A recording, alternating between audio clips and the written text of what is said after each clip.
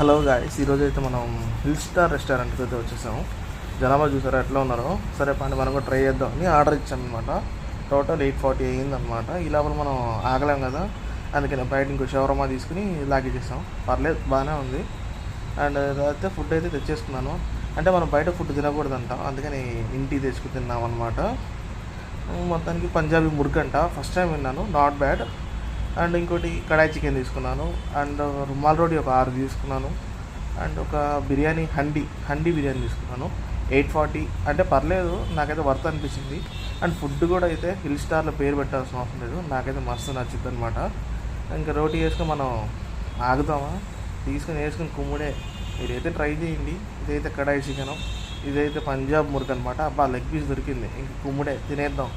And మీరు కూడా try చేయండి, నాట్ బ్యాడ్. నాకు కూడా కామెంట్స్లో వేసుకోండి ఒకసారి ఒక రౌండ్.